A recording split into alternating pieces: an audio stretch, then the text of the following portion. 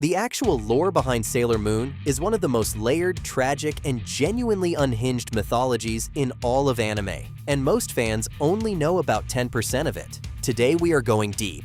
We are talking ancient lunar kingdoms, reincarnation cycles, cosmic horror-level villains, and a love story that literally transcends death itself. Multiple times.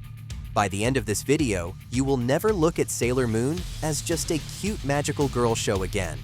Because underneath all the transformation sequences and sparkly attacks is a story about sacrifice, fate, and the terrifying cost of being chosen. Let us start at the very beginning. And no, the beginning is not when Usagi Tsukino trips over a cat on her way to school.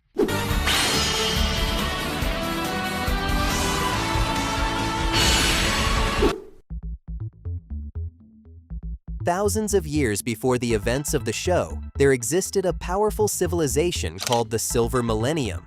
It was based on the moon, not metaphorically, literally on the moon.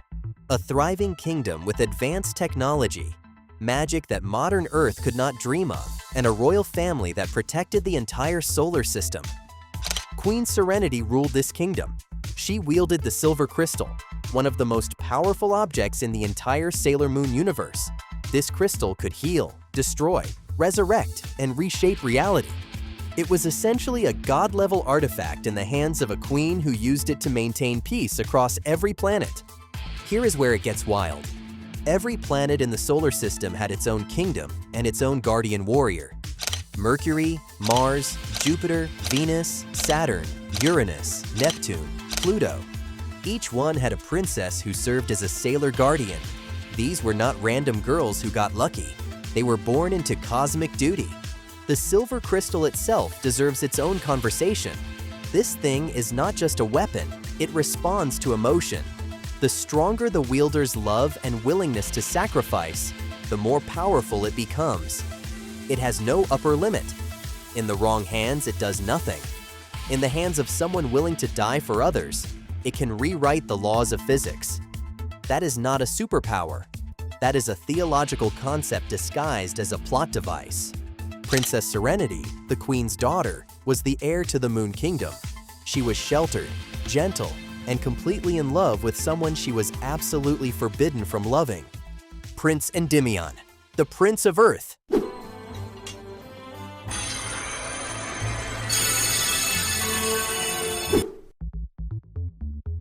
Earth was the one planet that was not part of the Silver Millennium Alliance. Earthlings were considered dangerous, unpredictable, and short-lived compared to the Moon Kingdom's people. Contact between the two civilizations was restricted. But Princess Serenity and Prince Endymion did not care about politics. They met in secret, they fell in love, and their love became the catalyst for the destruction of everything. Here is a behind-the-scenes fact that changes how you see the whole show. Naoko Takeuchi, the creator, originally envisioned the romance between Serenity and Endymion as a deliberate parallel to Romeo and Juliet, two people from opposing worlds whose love triggers catastrophe. But she wanted to ask a question Shakespeare never answered. What if they got a second chance? What if they got 100 second chances? That question became the entire foundation of the series.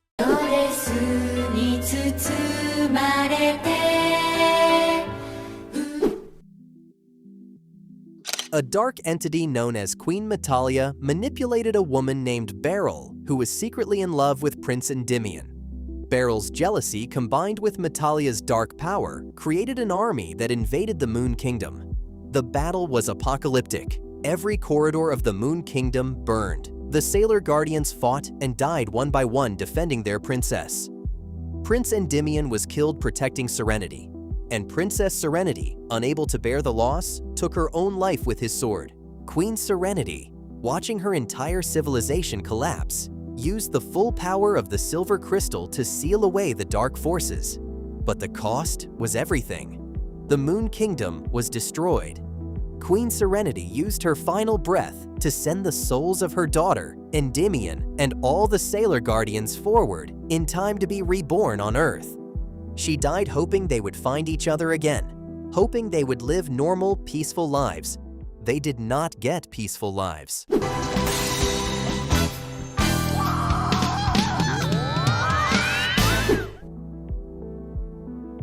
This is the part most casual fans miss entirely.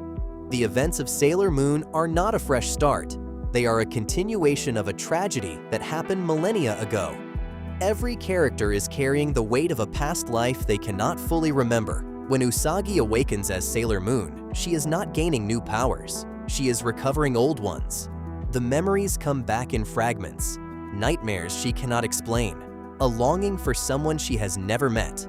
The love she feels for Mamoru is not a schoolgirl crush. It is the echo of a bond that survived death and rebirth across thousands of years. And Mamoru feels it too. He has recurring dreams about a princess begging him to find the silver crystal. He does not know why. He does not know who she is. But the pull is so strong it shapes his entire personality.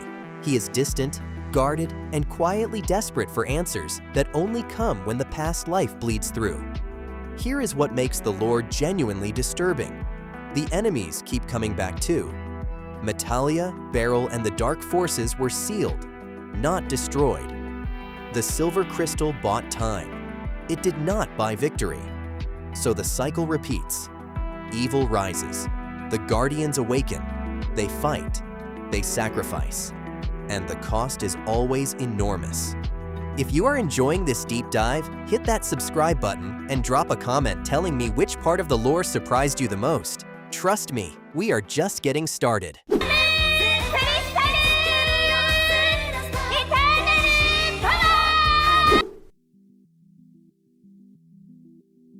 Most people know the inner guardians: Mercury, Mars, Jupiter, Venus. They are the main squad. But the outer guardians operate on a completely different level of intensity. Sailor Uranus and Sailor Neptune are warriors who will sacrifice innocent lives if it means saving the universe. They do not play by the same moral rules as Usagi's team. They are cold, calculating, and absolutely lethal. Their introduction into the series shifts the tone dramatically. Then there is Sailor Saturn, Hotaru Tomoe, the Sailor Guardian of silence and destruction. Her power is the Death Reborn Revolution, an attack that can annihilate an entire planet. She is not a villain. She is the failsafe. If everything goes wrong, if the darkness becomes too powerful, Saturn drops her glaive and ends everything. A child with the power to end worlds. Let that sink in. And Sailor Pluto guards the door of space-time. She exists in isolation at the boundary between dimensions. Her duty is so sacred that she is forbidden from ever leaving her post, stopping time, or forming close bonds. She breaks all three of those rules during the series. And every time she does, there are consequences. Here is another wild behind-the-scenes detail. Takuchi originally planned for Sailor Saturn to be a full villain. But during the writing process, she realized that making destruction itself morally neutral was far more interesting than making it evil. Saturn does not want to destroy. She simply can, and sometimes must.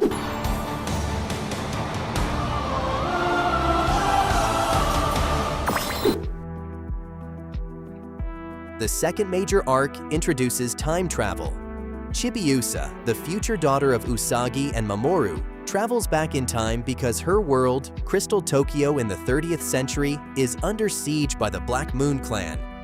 Yes, Usagi eventually becomes Neo-Queen Serenity, the immortal ruler of a utopian Earth powered by the silver crystal. She grants humanity extended lifespans. She cleanses the planet of pollution and disease. She builds a paradise that lasts centuries. And people hate her for it. The Black Moon clan are humans who rejected the crystal's influence. They saw Neo-Queen Serenity as a tyrant who forced evolution on humanity without consent. Their leader, Prince Demand, is obsessed with Serenity and wants to possess her. The villain Wiseman manipulates the entire clan for his own cosmic agenda. This arc asks an uncomfortable question. If you had the power to make the world perfect, would everyone thank you for it? Or would some people rather suffer freely than thrive under someone else's design?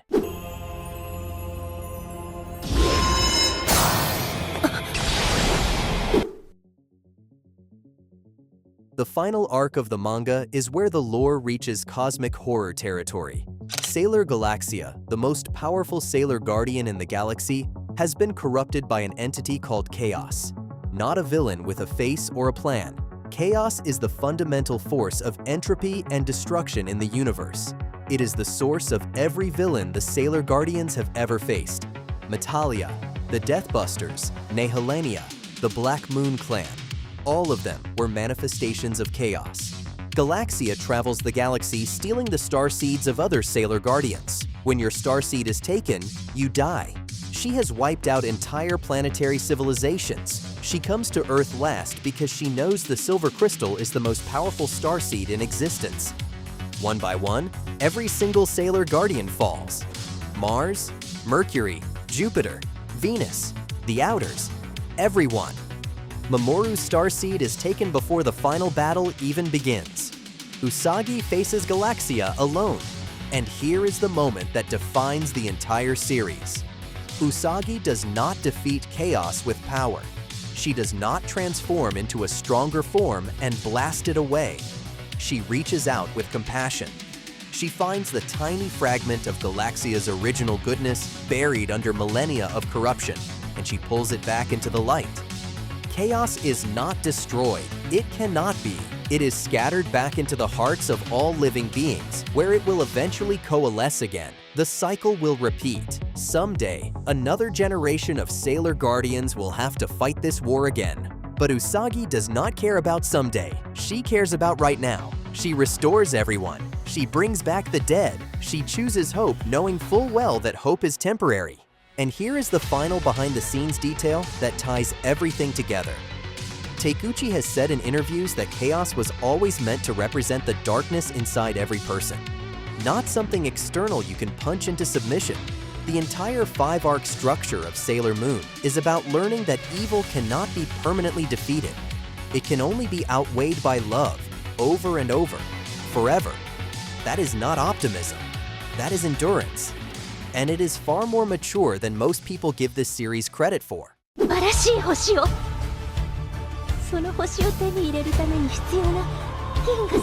That is the insane lore of Sailor Moon. It is not a story about magical girls fighting monsters. It is a story about a woman who keeps choosing love in a universe that keeps punishing her for it. It is about reincarnation, not as a gift, but as a sentence. It is about power so great that wielding it means losing everything you are fighting to protect. Naoko Takeuchi built one of the most intricate mythologies in anime history and wrapped it in pastel colors and transformation sequences so an entire generation would absorb it before they even realized what they were learning. She hid a cosmic tragedy inside a children's show, and nobody caught on for decades. The Moon Kingdom fell. The Guardians died. They came back. They will always come back. And that is either the most beautiful thing in anime or the most tragic. Probably both. If this video blew your mind, smash that like button and subscribe for more deep dives into the stories you thought you already knew. Drop a comment and tell me which Sailor Guardian is your favorite.